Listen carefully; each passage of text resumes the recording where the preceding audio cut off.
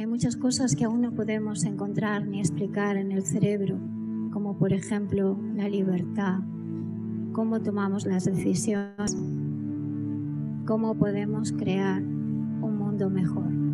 These facts provide a very important framework for us to begin to understand how training the mind may impact neuroplasticity and epigenetics in ways that can support enduring well-being. Podemos entender que la regulación de la expresión de los genes, que la epigenética, que la neuroplasticidad y esa bondad innata no solamente son fuentes de esperanza, sino fuentes de sustrato científico.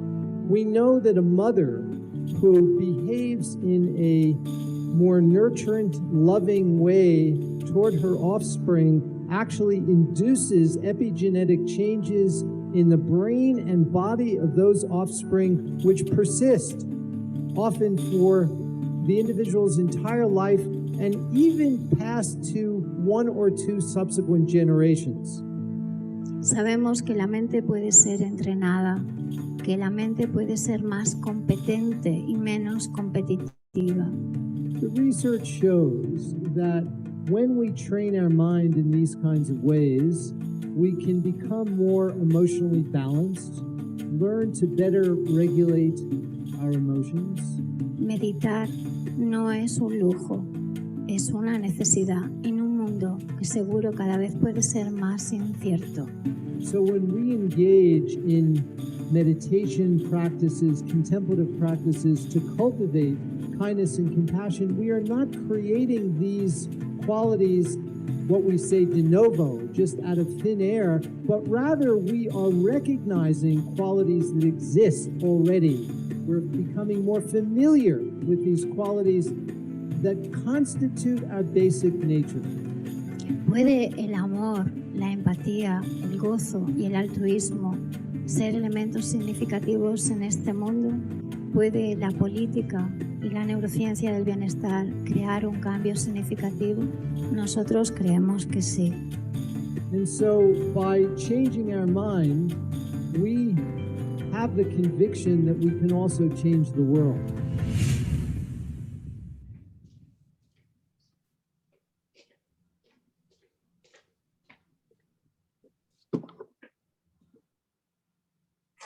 Buenos días a todo el mundo y bienvenidos a la Ciencia del Bienestar. ¿Cómo están ustedes? ¿Cómo amaneció su corazón esta mañana? ¿Bien? Bien, me alegro de veros. Son las 8 de la mañana en Panamá y ya sé que son también la misma hora en México, que cambiaron la hora, así que 8 de la mañana en México también. Saludos a México, saludos a Perú, que nos sigue cada mañana. Es más tarde en Argentina. Buenos días, Argentina, desde el norte al sur. Deseo que estén muy bien. Y un poquito más tarde en Madrid. Creo, si no me equivoco, que es la 1 de la tarde en Madrid, la 1 de la tarde a Barcelona. Esto es la Ciencia del Bienestar. Estamos en el capítulo número 133. En el día de hoy quisiera comentaros, ayer fue el Día Internacional de la Salud Mental. Vamos a empezar a hablar sobre un tema interesante para todos aquellos que nos interesan, desde luego, los derechos humanos y la salud. Y es que ayer la Organización Internacional del Trabajo lanzó un informe que tan solo en América Latina hay 10 millones de niños que trabajan y 10 millones de niños que no solo trabajan irregularmente, sino que son abusados en muchas de sus dimensiones. Las cifras son mucho más altas internacionalmente. Me gustaría poner atención a qué podríamos hacer nosotros para que esos niños tuvieran mejor salud mental, cómo identificar si un niño tiene buena salud mental, qué relación existe entre el abuso del trabajo en la etapa temprana y el desarrollo del cerebro y qué relación existe sobre todo en materia de trauma. En la foto del día tenemos a nuestra compañera Catalina Miranda desde Argentina, en la frontera con Bolivia. Vamos a ver qué foto nos trae hoy Argentina. Haremos yoga con nuestra compañera Narayani desde Gran Canaria, en España. Y en nuestra recta final del programa La meditación, trauma y compasión, el mejor antídoto para esos niños y esos cuidadores que trabajáis diariamente con niños que pueden estar o sufrir secuelas del abuso, o sea, del trabajo o de cualquier otro tipo de condición. Bien, empieza el programa. Si acaban ustedes de llegar, yo también. Aquí estamos todos llegando. Son ustedes bienvenidos. Es el 133 y vamos a hablar sobre el trabajo infantil. Si ustedes reportan qué es la Organización Internacional del Trabajo, uno piensa siempre en sindicatos, en trabajadores, en adultos y cómo están haciendo un seguimiento de qué dimensiones tiene el trabajo. La verdad es que el trabajo ha cambiado mucho durante la pandemia. Ciertamente en junio la OIT está planteando un congreso sobre, por ejemplo, docentes, cómo les ha cambiado a los docentes el trabajar virtualmente. Lo que muy pocas veces imaginamos o no nos gustaría imaginar, quizás porque es desagradable, es que durante el COVID los abusos sexuales y el trabajo infantil, todo lo que tiene que ver con los niños, lejos de mejorar, ha empeorado. En junio es el Día Mundial del Trabajo Infantil, pero la OIT ya advierte que durante todo este año lo dedica a que trabajemos instituciones, personas, escuelas, a velar un poco de la correlación que existe en esta estimación de tendencia mundial, que el trabajo infantil está creciendo. Según los objetivos del nuevo milenio, hay diferentes epígrafes y también UNICEF, que es la entidad de Naciones Unidas que preserva a los niños, defiende que tenemos que tener compromisos claros. Pero, ¿cuál es la edad permitida en la cual un niño puede trabajar o no puede trabajar? Yo no voy a hacer discursos morales lejos de la realidad. Ustedes ya saben que mi trabajo durante muchos años ha sido y es visitar países y ponerme en contacto con realidades bien diferentes. Podemos entender que hay niños que tienen que ayudar en la casa, en las tareas agrícolas y que eso no nos van a caer los anillos, ¿verdad? Porque todo lo hemos hecho cuando éramos chiquitos, ayudábamos a nuestra casa. Eso es una cosa, pero que un niño abandone la escuela y que el adulto encargado de él no sea consciente de la importancia que tiene que un niño sea educado, ya es otro nivel.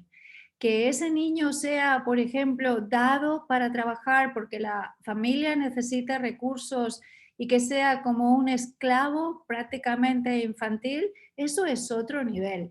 Y hay un tercer nivel mucho más duro. Y los compañeros de México saben de qué hablo. Hemos visto pasar y hemos visto, lo digo, habiendo vivido en México, en la frontera desde abajo de Tapachula hasta arriba en Tijuana, cómo los menores van en las caravanas de inmigrantes y a veces los menores no van acompañados de su papá y su mamá.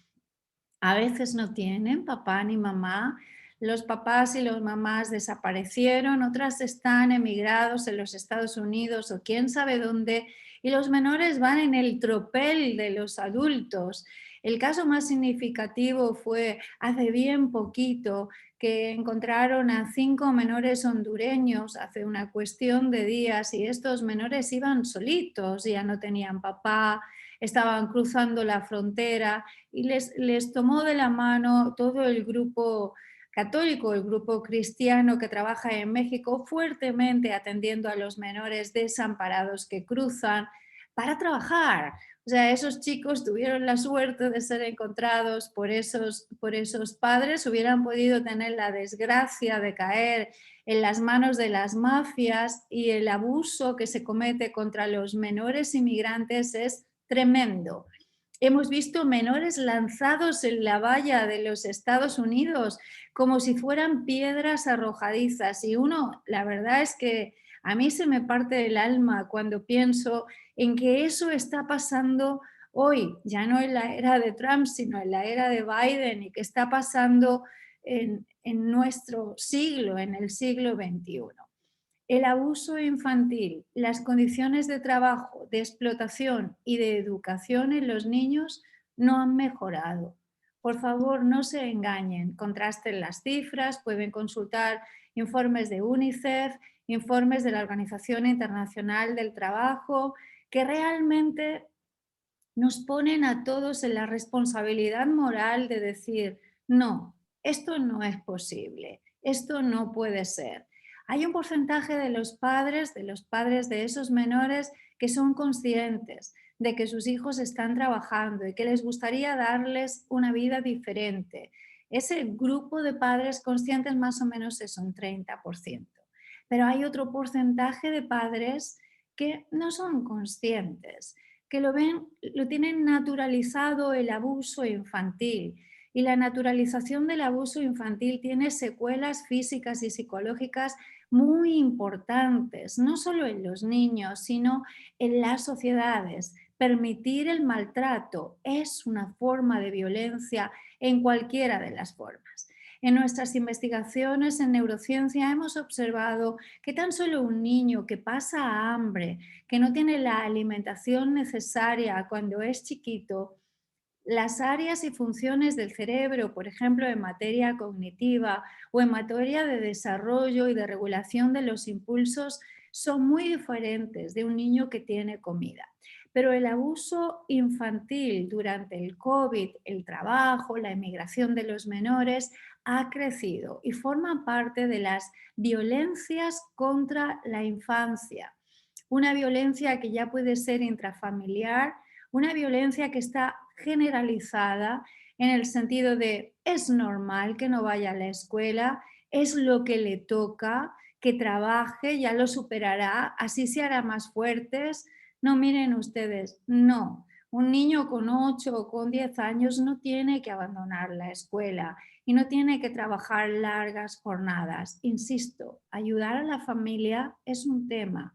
Trabajar y dejar de estar escolarizado y caer en esa dinámica, no, tenemos que hacer lo posible todos, no solo los papás, ¿verdad? También los adultos que vemos que esos menores están en las calles. No quiero citar ciudades, pero algunas ciudades y algunas cosas que uno ve, los menores puestos en fila como si fuera un mercado de esclavos del siglo XVII, me choca y perdóneme, me choca con lo que nosotros pensamos y sentimos que practicamos, que es el bienestar.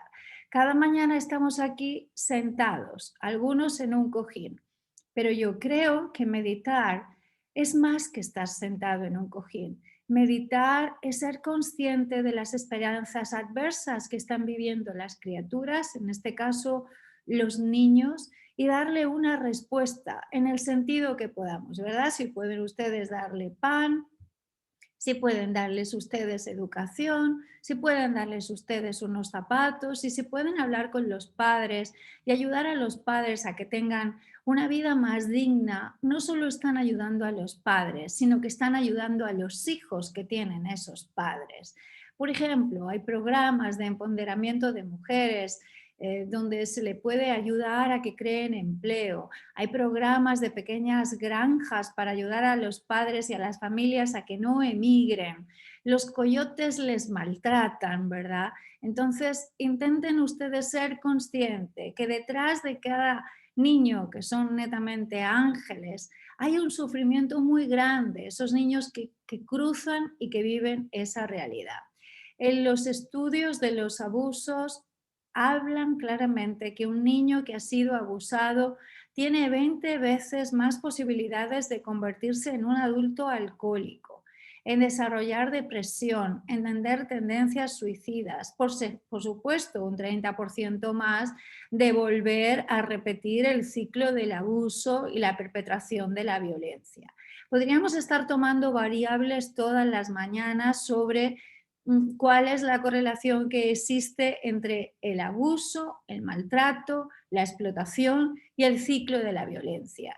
Y es que la posibilidad también de perder la salud física cuando uno ha trabajado desde la edad temprana es muy alta. Por ejemplo, vemos infartos en los adultos más altos en aquellos adultos que trabajaron cuando eran chiquitos.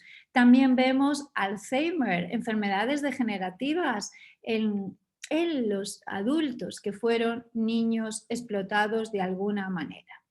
Brevemente, las explicaciones que nos incitan desde el punto de vista científico y nuestra línea, que es la neurociencia cognitiva y social, para evitar el abuso infantil en cualquiera de sus formas, sea el trabajo, la explotación sexual o lo que fuera, son muy grandes.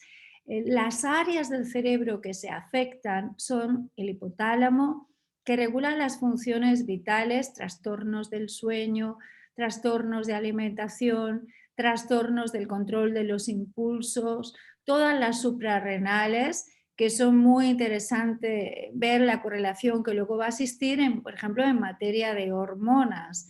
Si las suprarrenales se desactivan, se desregulan, también nuestra adrenalina y la capacidad de producir oxitocina.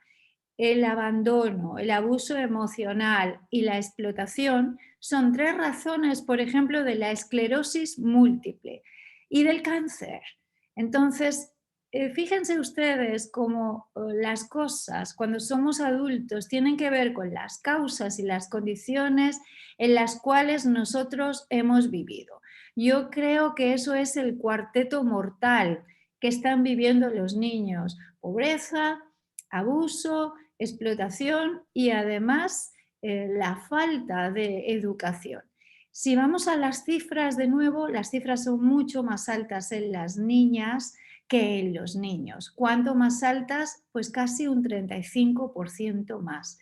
El maltrato y el abuso también se relacionan con las enfermedades mentales, particularmente con todos los trastornos al límite de la personalidad y todos los trastornos que tienen que ver con la psicosis en la edad adulta.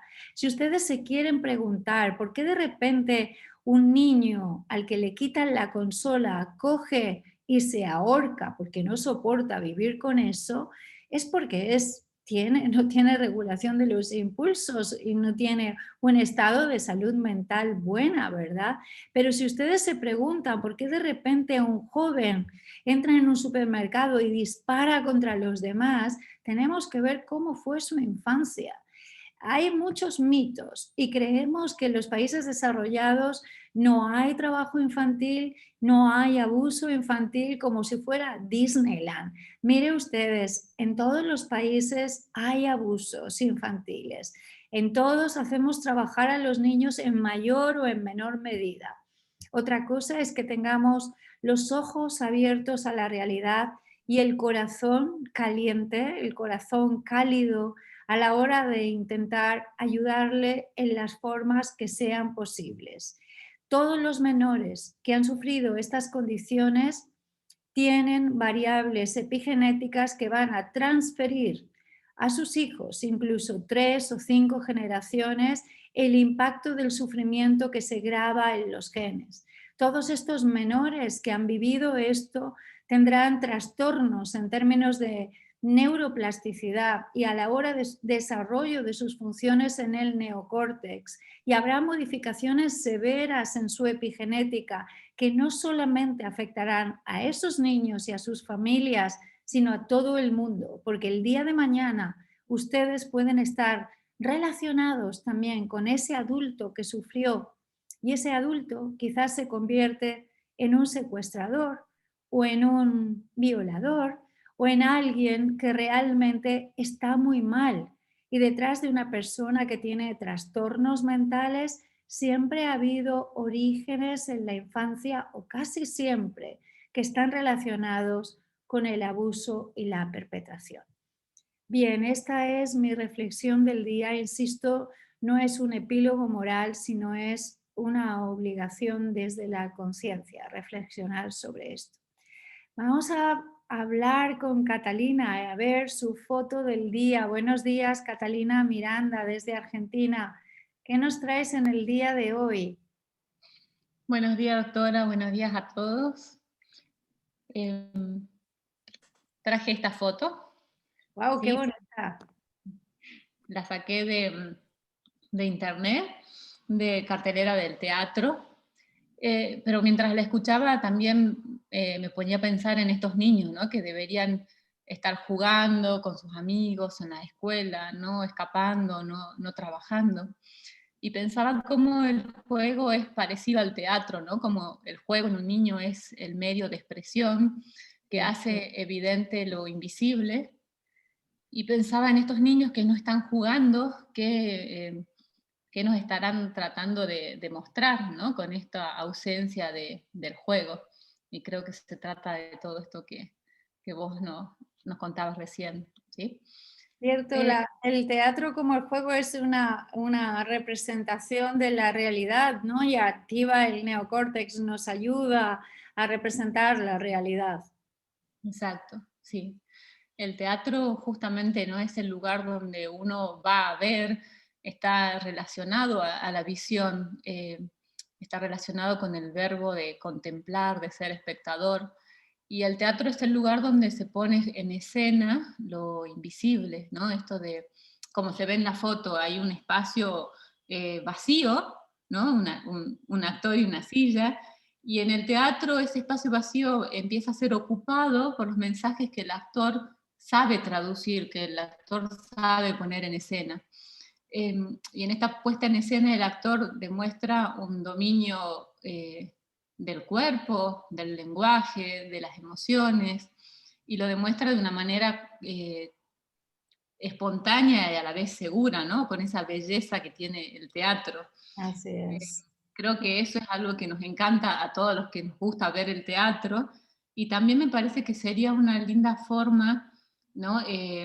De aprender, o sea, que el teatro nos muestra esta manera de poder lograr esa capacidad de comunicación, esa capacidad de poder manejar el cuerpo y las emociones.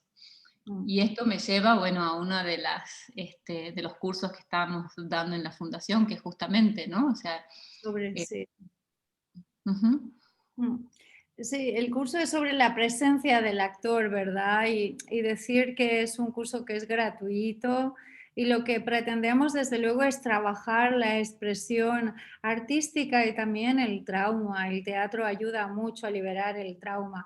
Nos pregunta en Facebook una compañera desde México, Noob Spin, que hasta qué edad se puede revertir el daño causado por la violencia de los niños.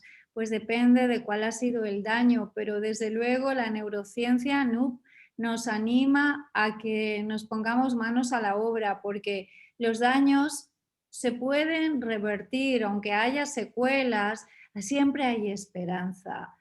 ¿No es así, Catalina? Sí, así es. Antes nos decían que uno, si tenía ese daño, ya no se podía revertir, pero bueno, gracias a la neurociencia, a la neuroplasticidad, sabemos que eso se puede revertir hasta el último día de nuestras vidas, ¿no? Y el teatro me parece que también es justamente, ¿no?, un medio de ayudarnos a revertir estas cosas que nos pasaron. En salud mental se está usando mucho el teatro, y creo que hacer este curso nos va a ayudar a uno como persona, ¿no?, a saber manejar y revertir, a aprender a expresarse, manejar emociones, y también poder ayudar a otros, ¿no?, a través de este medio que es hermoso, es bello y es saludable. Pues muchas gracias, gracias Catalina desde Argentina, desde ese lugar tan hermoso. Y gracias a ustedes. Si quieren realmente profundizar un poco más sobre la presencia del actor, porfa, Catalina, ponle el link a los compañeros si alguien quiere más información. El curso lo está impartiendo además un docente, un estudiante nuestro de hace ya muchos años, Víctor, excelente, de la Veracruzana de México. Ha estudiado con nosotros neurociencia en las artes escénicas, es además bailarín y una persona con una profundidad y un talante muy, muy particular. Gracias, Cata, te vemos pronto. Bien, vámonos a Canarias. Vamos a ver a nuestra compañera Narayani, que nos cuenta hoy cómo podemos también cultivar nuestra salud mental haciendo yoga. Entramos con Narayani.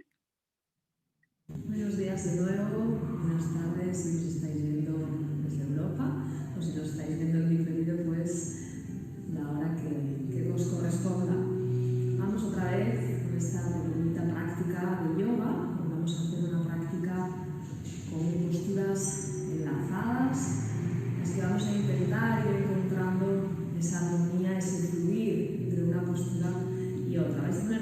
disculparme hoy el sonido porque igual no es bueno, no tengo el auricular y estoy hablando directamente al teléfono. Vamos a ir cerrando los ojos un instante.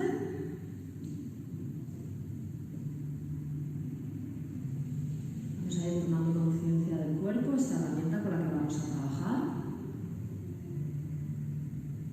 Desde los pies, las rodillas, da igual, en la posición en la que estén. Las caderas, tu columna vertebral, tu tronco bien erguido, tus hombros relajados, llevándolos suavemente hacia atrás y hacia abajo para intentar generar espacio entre los hombros y las orejas y que el cuello pueda tener espacio suficiente.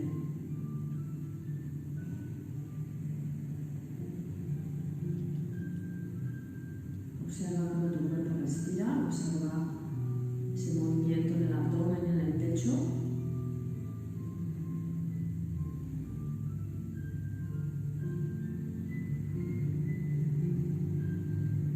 Vamos a ir poniéndonos de pie.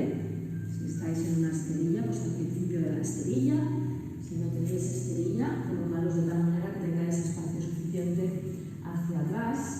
Vamos a colocar esta primera posición, esta primera postura de pie, con firmeza, al mismo tiempo que con fluidez, una postura que es una general rigidez. Una vez que te colocas, puedes llevar de nuevo la atención a tu respiración. Y desde aquí vas a llevar los brazos juntos al centro del pecho. Vas suavemente a hacer una extensión de la columna hacia atrás.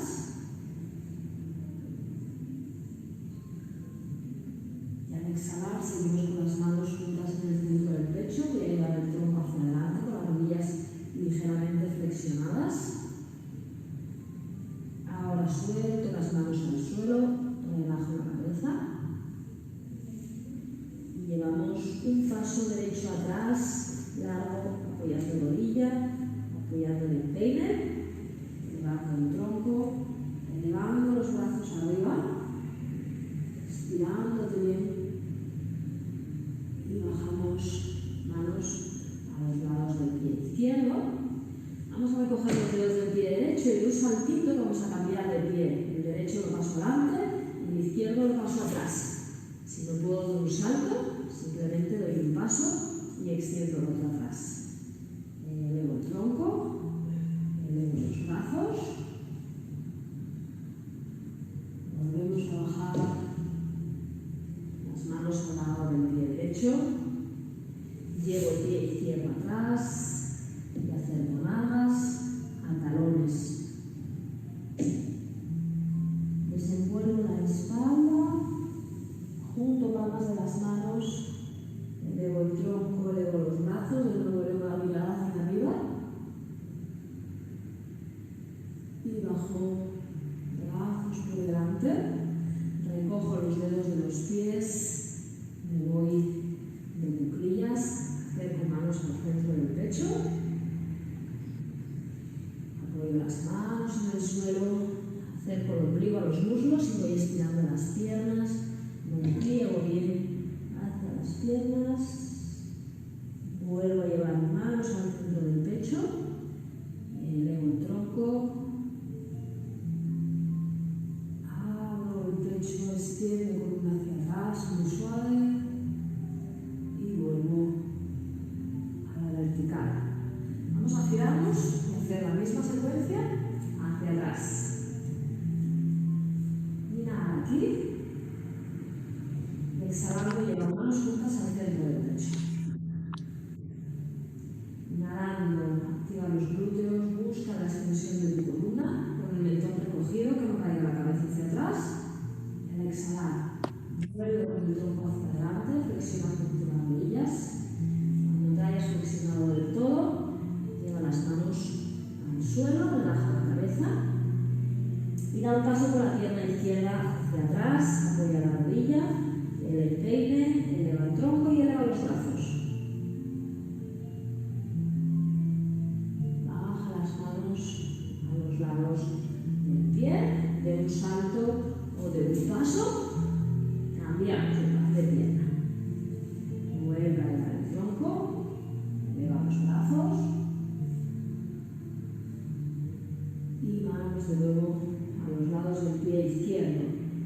Pierna izquierda hacia atrás, llevo las nalgas hacia los talones, desde las manos apoyadas en el suelo.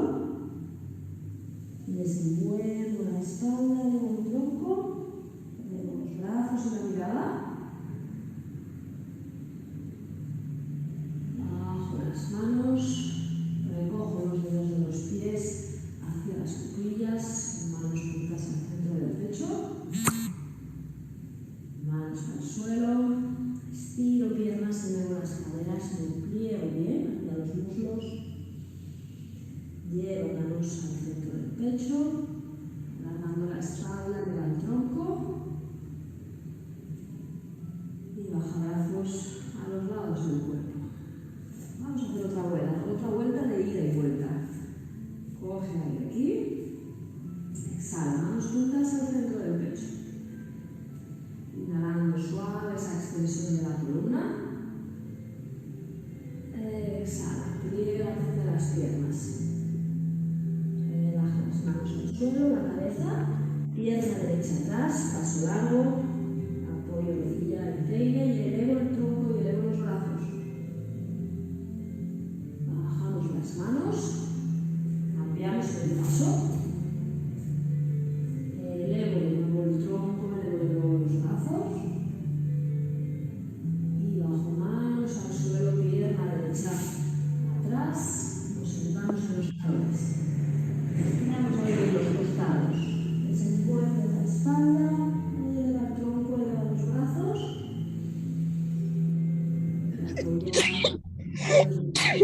Centro, cuclilla, manos juntas al centro del pecho. Manos al suelo, estiro rodillas, elevo caderas, me pliego bien. Manos a la cintura, al centro del pecho, alargo la espalda. Elevo el tronco, suave, esa extensión hacia atrás, mantengo los glúteos firmes y vuelvo a la vertical. Vuelvo a girarme, hacemos última media vuelta. Inhala aquí, exhala, manos juntas al centro del pecho. Activa glúteos, inhala, busca la extensión. Exhala, pliega hacia adelante. Mantén las manos cerquita del pecho. Cuando ya no te puedas pegar más, suelta las manos y relaja la cabeza. Pierna izquierda atrás, rodilla, peina al suelo, elevo el tronco, elevo los brazos. Exhala, bajamos las manos y cambiamos el pie. Inhala, eleva de nuevo el tronco y los brazos. Exhala, baja las manos, pierna izquierda atrás, siéntate los talones. Desenvuelve la espalda, eleva el tronco, eleva los brazos y la mirada en una gran inhalación y exhalando recojo dedos de los pies, me voy hacia las cuclillas, manos juntas al centro del pecho. Inhalo aquí, al exhalar manos al suelo, elevo caderas, estiro piernas y me pliego bien hacia ellas, manos al centro del pecho, alargo la espalda para subir con rodillas un poquito dobladas. Suave, me voy hacia atrás, hacia la extensión. Y vuelvo exhalando brazos a los lados del cuerpo. Permanezco un instante aquí con los ojos cerrados. Dejando que la respiración se normalice, que el cuerpo vuelva a encontrar ese espacio nuevo después de haberse estirado y de haberse encogido. Ese movimiento que nos hace, nos masajea el cuerpo, nos masajea los músculos, nos masajea los tendones, nos masajea el sistema nervioso, todos los nervios que circulan por el cuerpo también a través del movimiento también se masajean. Todo el sistema circulatorio, todo el sistema linfático, cualquiera de los sistemas de nuestro cuerpo está siendo masajeado a través del movimiento. Vete sentándote en la silla, en el suelo.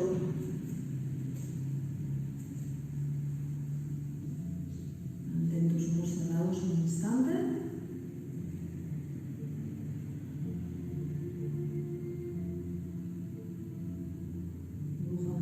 sonrisa en los labios, ese gesto que en yoga conocemos como el gran gesto o el Mahamudra, una gran sonrisa en los labios, pues como representación de una gran sonrisa en el corazón. Lleva manos juntas al centro del pecho y os deseo que tengáis el resto del día y el resto de semana. Om Shanti. Om Shanti, muchísimas gracias, Era Narayani, desde Canarias, en España. Que estés muy bien, Narayani. Bien, nos acercamos a la recta final del programa. Vamos a meditar. Meditando se aprende muchas cosas de uno mismo. Amablemente les pido que se coloquen en una posición cómoda, que tengan en cuenta los 7 puntos de apoyo en la meditación. Pueden sentarse utilizando la misma postura que usan cada día o también pueden probar otras poses, por ejemplo, hacer este ejercicio caminando, hacerlo parado de pie, salir al jardín o a la ventana, al balcón. Respiramos profundamente y vamos a dedicar 9 respiraciones profundas. Las 3 primeras respiraciones vamos a llevar la atención a nuestro cuerpo, asegurándonos de prestar atención por igual a cada una de las partes de nuestro cuerpo.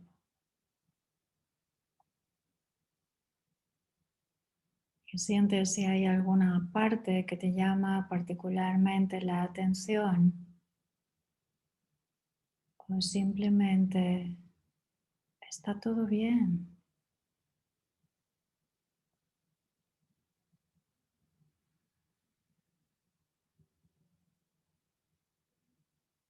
En las siguientes 3 respiraciones vamos a observar la respiración prestando la misma atención a nuestras sensaciones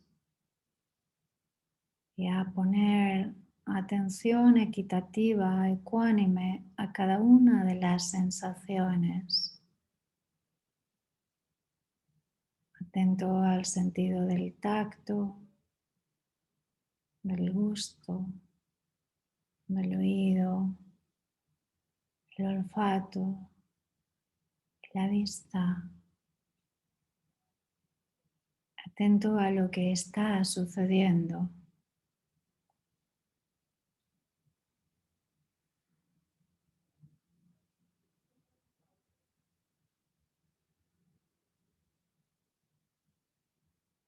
Como en el caso de las respiraciones anteriores, en las 3 siguientes, vamos a prestar atención al pensamiento y observar la mente como un sentido más. Sentirla sentidamente.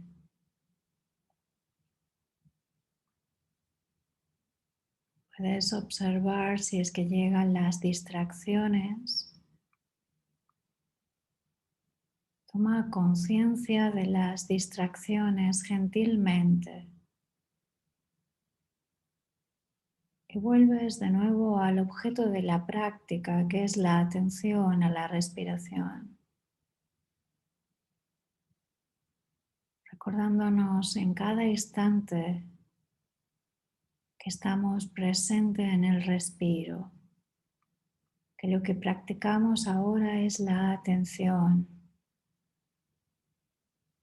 Y al practicar la atención en el cuerpo, los sentidos y en la mente, practicamos la empatía.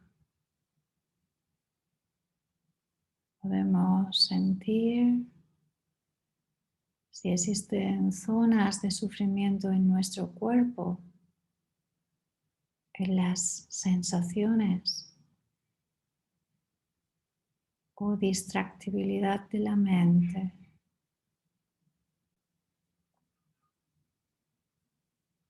Intenta no juzgarte, no abusarte.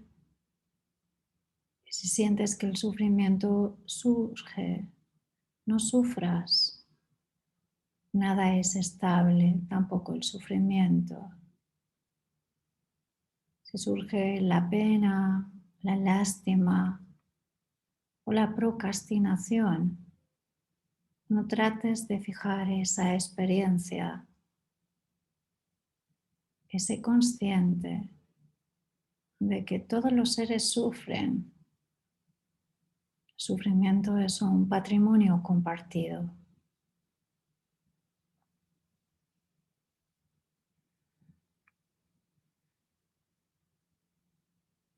Primero, en la práctica, nos hacemos conscientes y nos concentramos ya no en la atención, sino en el sufrimiento. Nosotros sufrimos. Desde que hoy te levantaste por la mañana, tu cuerpo desplegó todos sus mecanismos para evitarte el sufrimiento. Las sensaciones estuvieron alerta para avisarte si había algún marcador que se pareciera al sufrimiento. Y así alejarte de él. Pero hoy en esta práctica decidimos quitarnos la máscara del sufrimiento. Optamos por quitarnos la máscara del sufrimiento. E internamente nos decimos, el sufrimiento está presente en el mundo. No me engaño. Soy capaz de mirarlo de frente.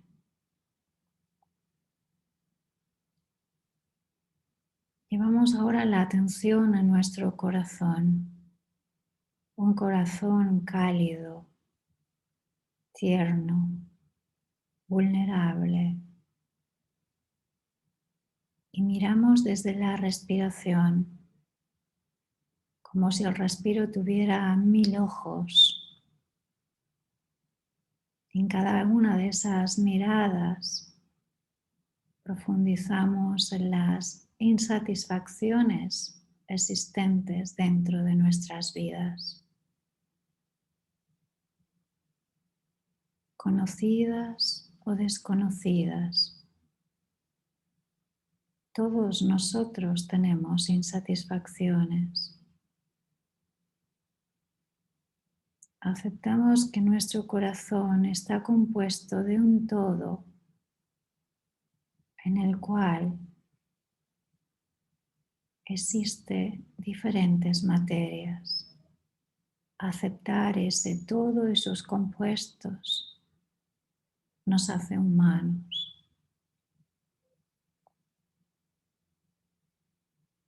Miramos a las profundidades de nuestro corazón y podemos sentir quizás el sufrimiento de cuando fuimos niños, de cuando fuimos bebés, de cuando fuimos adolescentes, padres o madres, o cuando no fuimos padres ni madres, también sufrimos. Y al mirar a ese sufrimiento, no nos vemos como alguien particularmente diferente, sino sinceramente, todos los seres sintientes sufren. No somos excepcionales por haber sufrido o estar sufriendo. La meditación te hace testigo de esa realidad. Soy testigo de la realidad. Y deliberadamente me propongo con sinceridad sobreponerme a ese sufrimiento. Es una propuesta que va más allá de la atención y de la intención. Entramos en la motivación y avanzamos con la voluntad. Cada mañana me siento, observo mi sufrimiento y me propongo con sinceridad: hoy voy a reducir el sufrimiento. Hoy voy a reducir mi sufrimiento y el sufrimiento de todos los seres.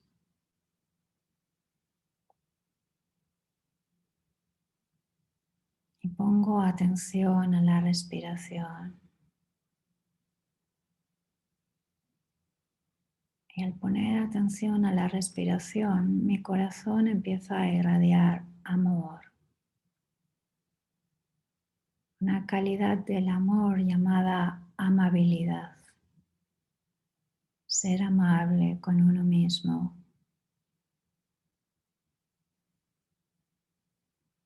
Ser amable con todos los seres.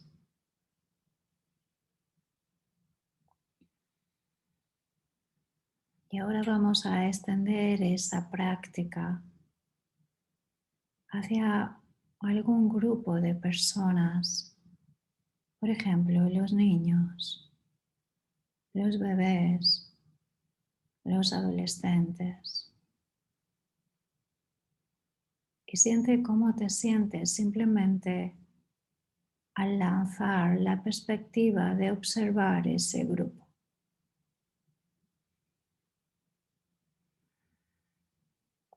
Si sientes que aparecen los sentimientos de lástima, de que tú estás arriba y ellos están abajo, recuérdate que tú también sufres. Recuerda que tú también eres pobre y desafortunado en mayor o menor medida. Y al observar a esos niños, a esos bebés y a esos adolescentes, quítate la máscara del paternalismo e intenta ser sincero. Vamos a intentar reducir el sufrimiento y reducir la desesperanza. Reducir la resignación de que eso, la pobreza, el abandono o la miseria, es algo que tiene que ser así. Todo lo contrario. Vamos a practicar la compasión en acción. E internamente nos decimos: ojalá pueda dar esperanza a esos seres. Ojalá pueda ayudarles a unir y a identificar aquellas causas que les hagan más felices y más afortunados.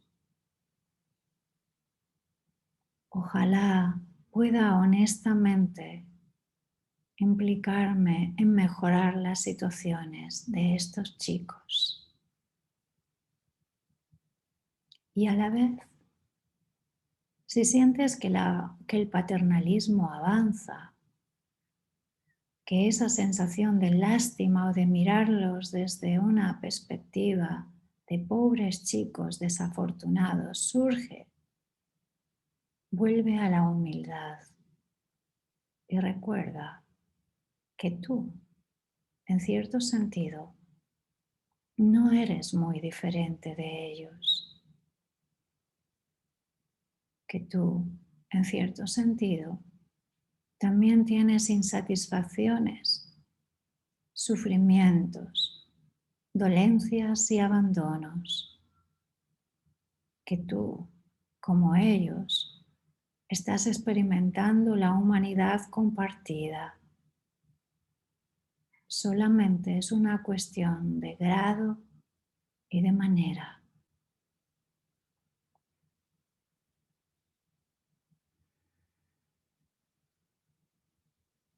Ahora siente la compasión. Es más que la empatía. Es más que negar lo que está pasando.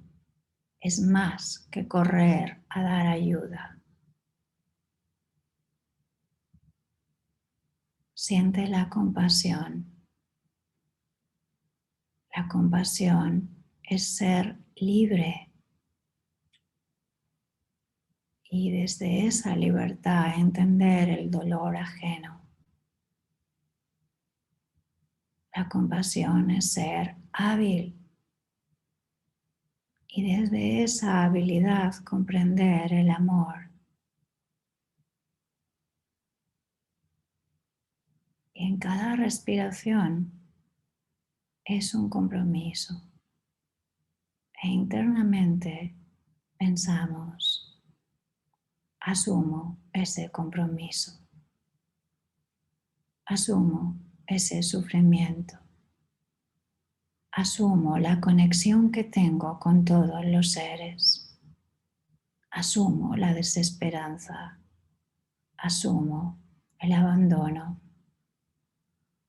Y a la vez reconozco que existe el potencial de liberarme de la desesperanza, del sufrimiento y del abandono.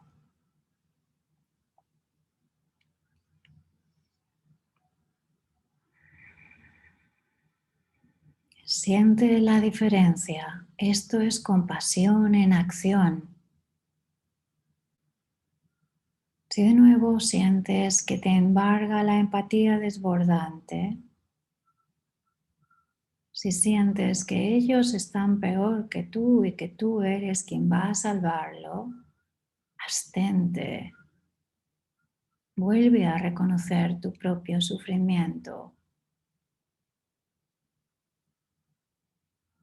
Preocuparse por los demás no significa abandonarse ni creerse superior. Y ahora vamos a pensar no solo en personas, sino en seres. También el sufrimiento está en animales. Todos los seres sufren.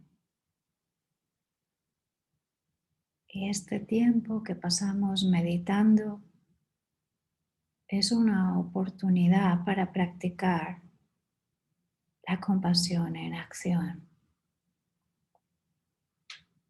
y sentir cómo cada una de nuestras respiraciones puede impactar en nuestra vida y en la vida de muchos seres. Asumo que puedo aprender a reducir el sufrimiento. Asumo a que me he habituado a las causas del sufrimiento. Asumo que estoy aceptando las condiciones del sufrimiento como algo irreversible. Y hoy asumo que me puedo liberar, que puedo adquirir la habilidad de liberarme, disminuir mi propio sufrimiento y por ende ayudar a los demás.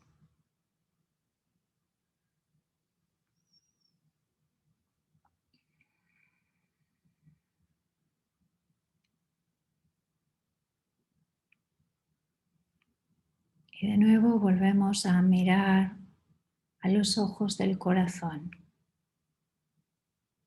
con la mirada de la compasión.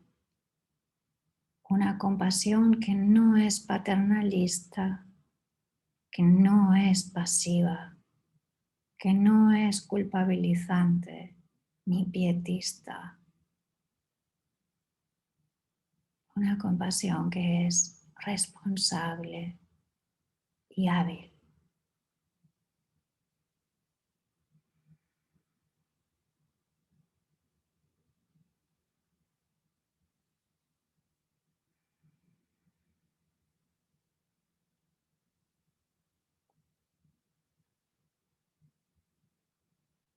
Volvemos a centrarnos en nosotros mismos, y ver la diferencia que existe desde el inicio de la práctica, cuando observamos nuestras vicisitudes, insatisfacciones, penurias o decepciones, y cómo nos percibimos ahora, con más alegría, con más satisfacción, con más amor,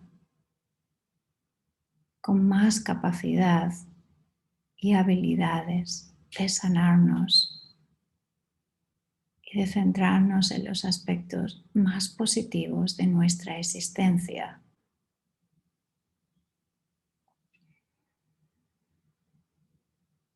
Reconocemos que la realidad del sufrimiento existe. Reconocemos y entendemos que esa realidad nos ciega como una máscara, que nos condiciona y condiciona a muchos seres. Y hoy he practicado el más hermoso de los emprendimientos, la mejor empresa, la búsqueda de alivio a ese sufrimiento, la reducción de la insatisfacción y la miseria. Y sin convertirnos en obsesivos pesimistas, sin ser paternalistas, con la alegría de la liberación. Procedo como procedería un cirujano cuando opera, como procede un jardinero cuando cuida las plantas, un agricultor que planta las semillas.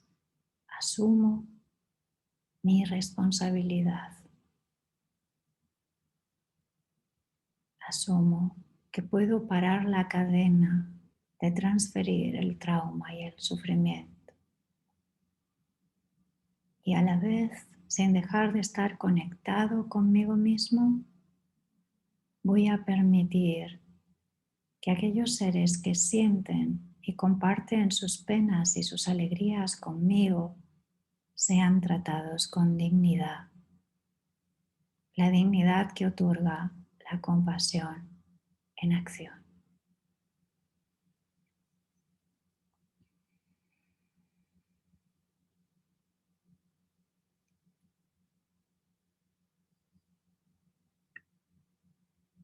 Amablemente vamos a dedicar en las últimas respiraciones esta práctica al beneficio del máximo de seres. Que pueda esta humilde práctica de tan solo 20 minutos, también la de todos nuestros compañeros en todos los países, contribuir a que las personas sean libres del sufrimiento y nosotros también. A que podamos tener conciencia de la humanidad compartida y poner en el grado, modo y condición que puedan la compasión en acción.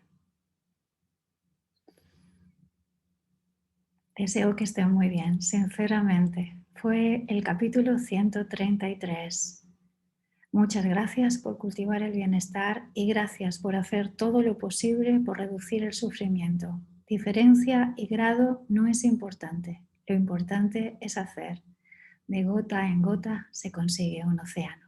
Nos vemos mañana. Un abrazo.